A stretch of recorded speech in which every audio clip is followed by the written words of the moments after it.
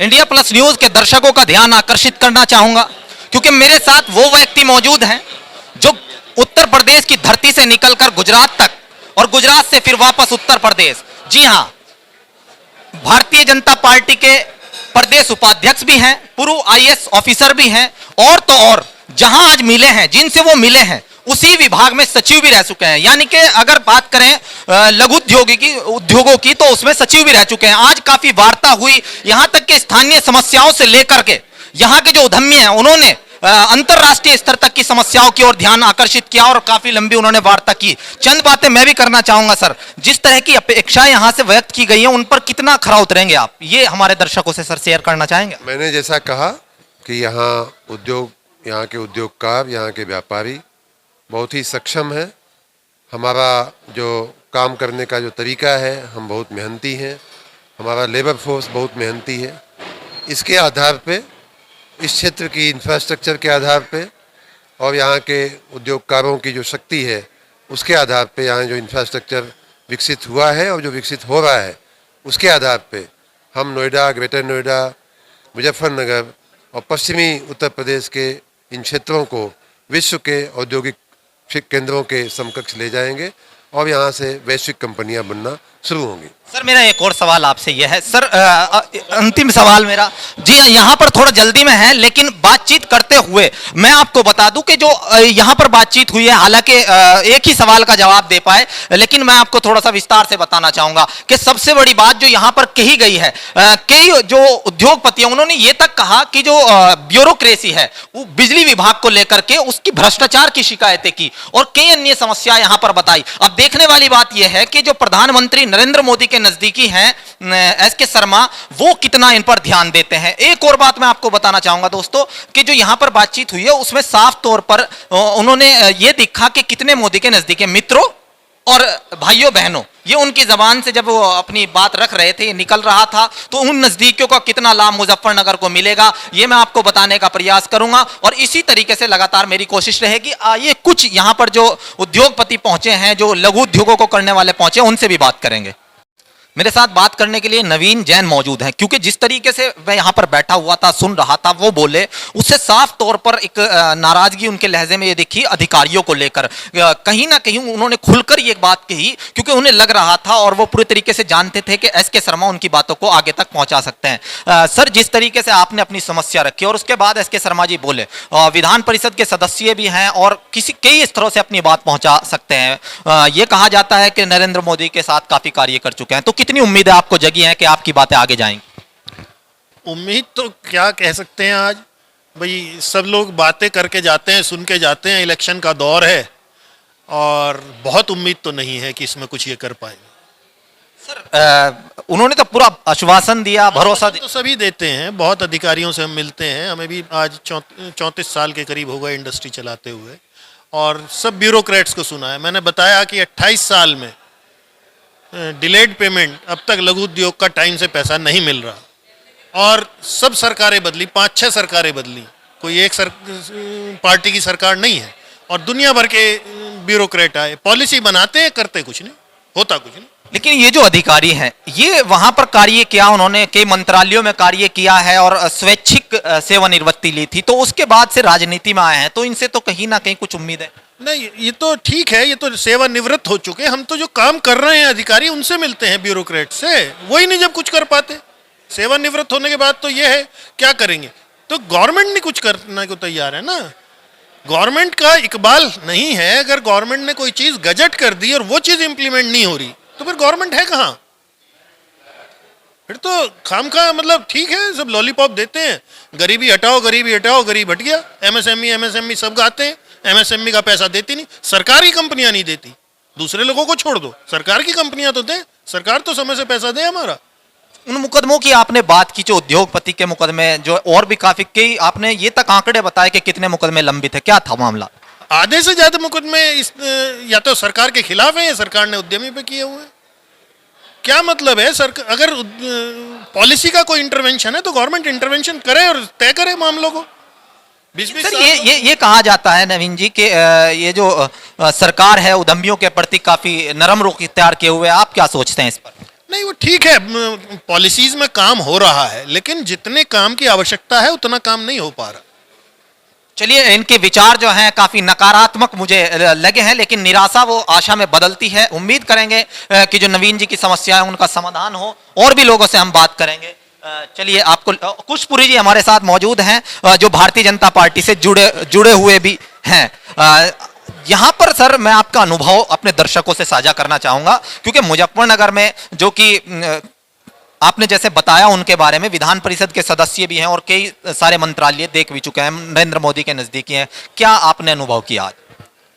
नहीं, शर्मा जी का एक अपना बड़ा अनुभव है एक प्रशासनिक अधिकारी के रूप में, और अब वो भारतीय जनता पार्टी में हमारे सहयोगी हैं, तो निश्चित रूप से उनके जो प्रशासनिक अनुभव। भारतीय जनता पार्टी के सहयोगी के रूप में मैं आपसे बात नहीं कर रहा हूं, मैं तो एक बिजनेसमैन के रूप में आपसे बात कर रहा हूं। आप एक बिजनेसमैन है, बिजनेसमैनों की जो समस्या उनके बारे में। उनके देखिए, वो एमएसएमई के सेक्रेटरी रहे हैं, और एमएसएमई सेक्रेटरी रहने का जो लाभ है निश्चित रूप से वो प्रदेश की उद्यमियों को मिलेगा, क्योंकि उन्होंने बहुत सारे ऐसे नियम कानूनों में परिवर्तन कराए अपने कार्यकाल में, और वो गुजरात की जो टीम रही है जहाँ पे उद्योगों पे एक बड़ा काम हुआ, उसका भी उन्हें अनुभव है, तो निश्चित रूप से उसका लाभ प्रदेश को मिलेगा।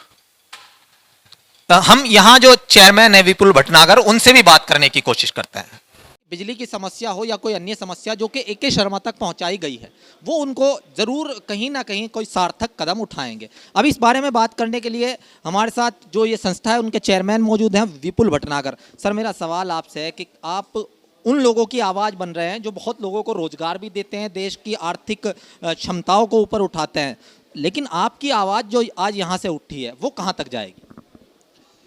आज उद्यमी संवाद के माध्यम से हमारे मुख्य अतिथि रहे श्री AK शर्मा जी, जो कि MLC भी हैं और प्रदेश सरकार में संगठन में उपाध्यक्ष भी हैं, और पूर्व में MSME और हमारे प्रधानमंत्री जी के साथ संयुक्त सचिव भी रहे हैं, तो उद्योग की भी जानकारी रखते हैं। वो हमारे बीच में आए उद्यमियों के परेशानियों को सुनने के लिए। बहुत सारी चीज़ें जो लघु उद्योग है वो रीढ़ होता है किसी भी प्रदेश की, देश की उन्नति के लिए। सबसे ज़्यादा एम्प्लॉयमेंट जनरेशन MSME ही करता है, परंतु उसकी आवाज़ पिछले कई वर्षों में सुनी नहीं गई। हमारी बहुत ज़्यादा मांग भी नहीं होती किसी चीज़ की, सिर्फ दो चीज़ हमें चाहिए होती हैं: कानून व्यवस्था, माहौल जो उद्योग चलाने के लिए सकारात्मक हो, दूसरा इंफ्रास्ट्रक्चर।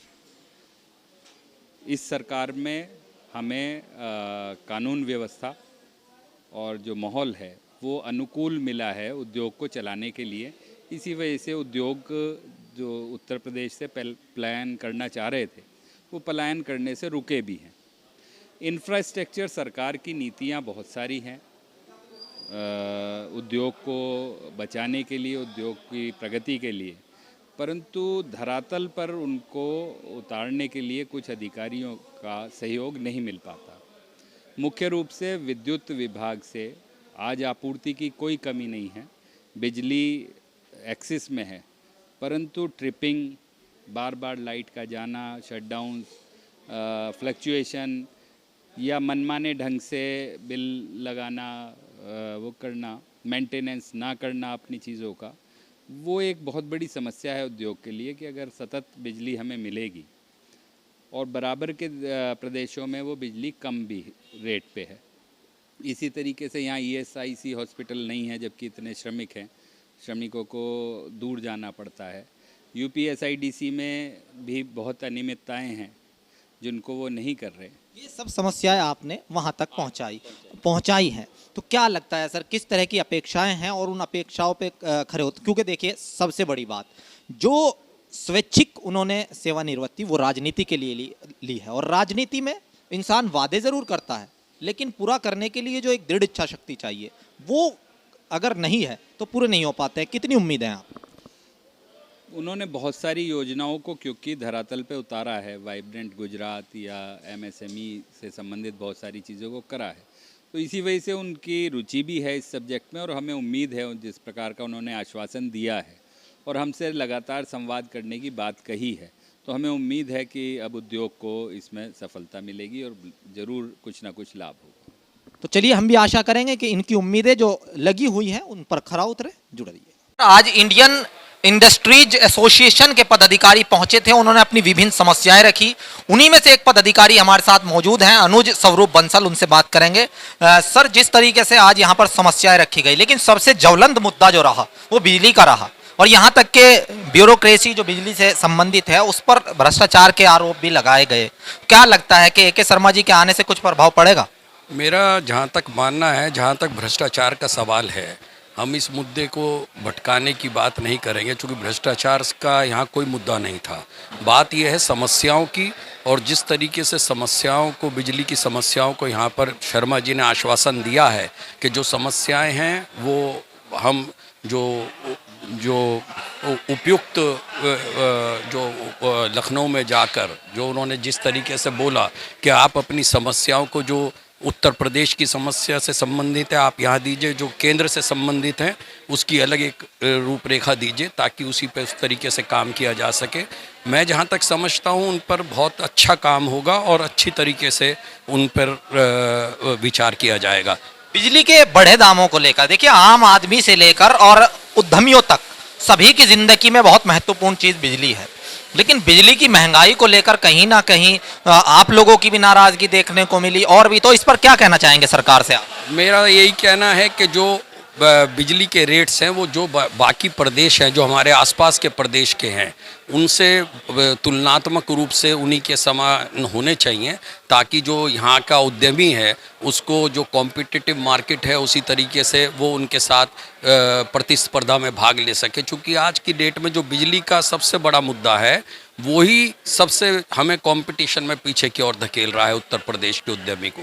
और सरकार का मानना है कि मैं आज जिस तरीके से उत्तर प्रदेश को वाइब्रेंट उत्तर प्रदेश के रूप में मान रहे हैं, तो बिजली की समस्याओं को दूर करना, बिजली के रेट्स को बाकी प्रदेश जो बराबर में इधर उधर हमारे प्रदेश हैं उसके बराबर में लाकर खड़ा करना सबसे अहम सवाल है। चुनाव से 5 या 6 महीने पूर्व वाइब्रेंट उत्तर प्रदेश के सपने दिखाए जा रहे हैं, ऐसा तो कुछ नहीं है? नहीं, ऐसा कुछ नहीं है। काम तो मैं जहाँ तक समझता हूँ चल रहा है उसके ऊपर, लेकिन चूंकि देखिए हर सरकार जो भी आती है, मैं किसी पर्टिकुलर सरकार के बारे में बात नहीं करता, लेकिन मेरा ये कहना है कि चूंकि वाइब्रेंट गुजरात, वाइब्रेंट उत्तर प्रदेश का जो एक नारा ये लोग दिया है, मेरा मानना ये है कि हमें उस दिशा में आगे बढ़ना चाहिए।